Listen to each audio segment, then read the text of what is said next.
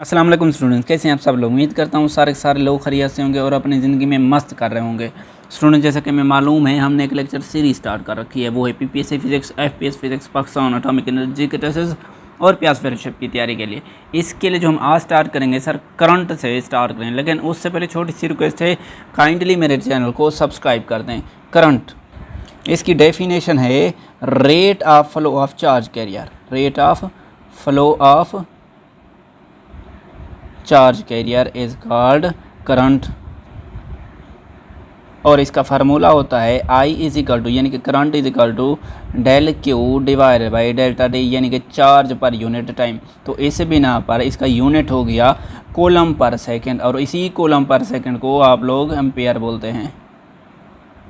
As you know, current है due to flow of charge carriers, और मुख्तलिफ material में ये चार्ज कैरियर्स मुख्तलिफ होते हैं। जैसा कि मेटल्स में करंट फ्लो करता है ड्यू टू इलेक्ट्रॉन्स, और इलेक्ट्रोलाइट में करंट फ्लो करता है due to negative and positive ions,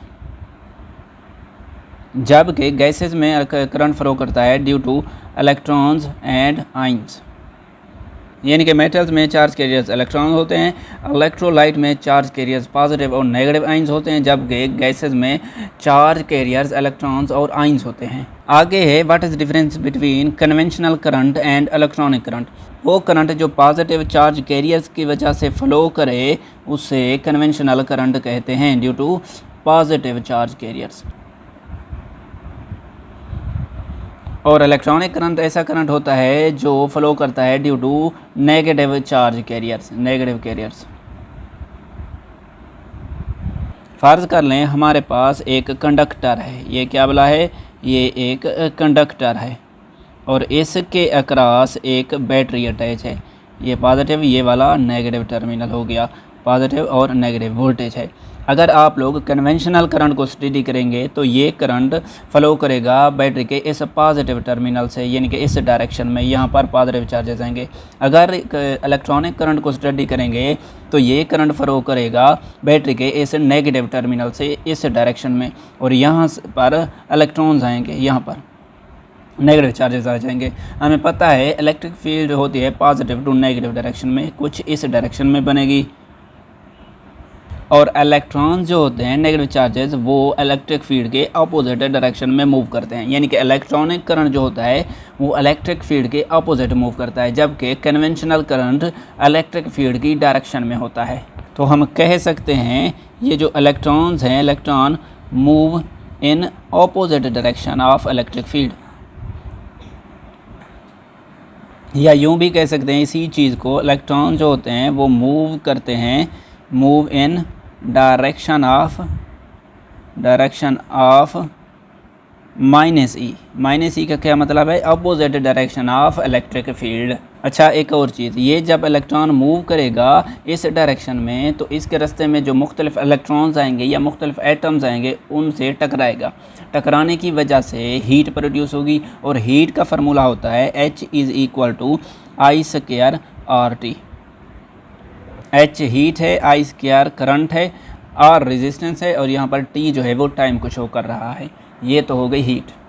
आगे है ओहम लॉ। इस लॉ के मुताबिक अगर एक कंडक्टर के अक्रॉस आप लोग पोटेंशियल डिफरेंस अप्लाई करते हैं तो इस कंडक्टर से करंट गुजरेगा पॉजिटिव, यानी कि कन्वेंशनल करंट इस डायरेक्शन में फ्लो करेगा, और इस करंट की जो मैग्नीट्यूड होगी वो डिपेंड करेगी इस वोल्टेज पर, यानी कि current is directly proportional to voltage, यानी जितना ज़्यादा वोल्टेज उतना ज़्यादा करंट। अच्छा, आपने नोट किया होगा कि पंजाब टेक्स्ट की बुक में है V directly proportional to I, लेकिन असल जो इक्वेशन है वो ये वाली है, ना कि ये वाली नहीं है।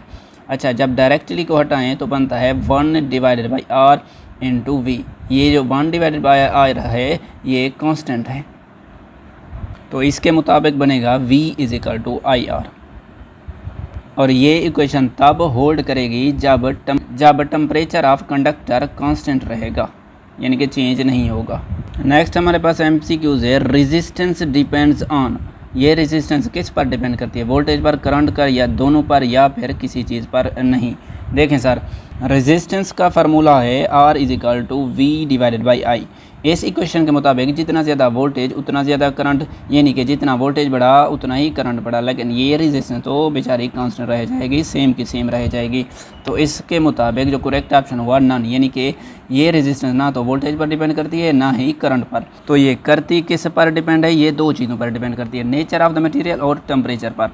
कोई मटीरियल कैसा होता है, कोई कैसा होता है, किसी की लेंथ ज़्यादा होती है तो उसकी रेजिस्टेंस ज़्यादा होगी, कोई मटेरियल है जिसका एरिया ज़्यादा है तो उसकी रेजिस्टेंस कम होगी। सिमिलरली अगर किसी मेटल का टेम्परेचर ज़्यादा हो जाए तो उसकी रेजिस्टेंस बढ़ जाएगी, और टेम्परेचर कम हो जाए तो उसकी रेजिस्टेंस भी कम हो जाएगी। यानी कि टेम्परेचर और नेचर पर ये चीज़ डिपेंड कर रही है, ना कि इन दो चीज़ों पर। अच्छा, ओहम्स लॉ की दो फार्म होती है, एक होती है माइक्रोस्कोपिक, दूसरी होती है माइक्रोस्कोपिक। माइक्रोस्कोपिक के मुताबिक V = IR होता है, जबकि माइक्रोस्कोपिक के मुताबिक E = J रो होता है। यहाँ पर जो E है इलेक्ट्रिक फील्ड है, J करंट डेंसिटी है, जबकि रो जो है वो रेजिस्टिविटी को शो कर रहा है। क्या है? रेजिस्टिविटी। अच्छा, इसकी स्पेलिंग मैंने जानबूझकर शॉर्ट करके लिखे हैं ताकि टाइम ज़ाया ना हो। ओम के मुताबिक दो तरह के मटेरियल्स होते हैं, एक होते हैं ओहमिक मटेरियल्स, जो दूसरे होते हैं non ohmic material. Ohmic material ऐसे मटेरियल होते हैं जो ओहम लॉ को ओबे करते हैं, ओबेज ओहम्स लॉ। ऐसे मटेरियल जो ओहम्स लॉ को ओबे करें उसे ओहमिक मटेरियल कहते हैं। जैसा कि मेटल्स हो गई हमारे पास, मेटल्स एट लो टेम्परेचर, लेकिन ये लो टेम्परेचर पर हूँ। दूसरे होते हैं नॉन ओहमिक मटेरियल, ऐसे मटेरियल जो ओहम लॉ को ओबे ना करें, not obeys ohm law. For example हमारे पास हो गई सेमीकंडक्टर मटेरियल्स, ये मटेरियल ओहम लॉ को ओबे नहीं करते। अच्छा, ओहमिक मटेरियल में जो रेजिस्टेंस होती है वो कांस्टेंट रहती है, resistance of the material constant होती है। और ग्राफ जो होता है, ग्राफ वो किस किस के दरमियान बनता है, ग्राफ वोल्टेज और करंट के दरमियान बनता है, और वो ग्राफ स्ट्रेट लाइन होता है। जबकि नॉन ओहमिक मटेरियल में रेजिस्टेंस जो होती है वो कांस्टेंट नहीं होती, और वोल्टेज और करंट के दरमियान जो ग्राफ होता है वो भी स्ट्रेट लाइन नहीं होता, नॉट स्ट्रेट लाइन।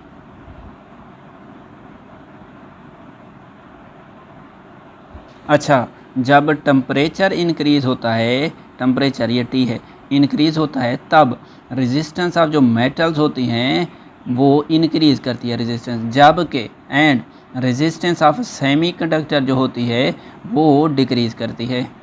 नेक्स्ट है हमारे पास स्पेसिफिक रेजिस्टेंस और रेजिस्टिविटी, जिसे आप लोग रो से जाहिर करते हैं। देखें सर, रेजिस्टेंस जो होती है वो डायरेक्टली प्रोपोर्शनल होती है लेंथ ऑफ द कंडक्टर, और इन्वर्सली प्रोपोर्शनल होती है एरिया ऑफ द कंडक्टर। जब ये डायरेक्टली हटाते हैं तब यहाँ पर एक चीज़ आती है कांस्टेंट, जिसे आप लोग रो या रेजिस्टिविटी कहते हैं, L/A।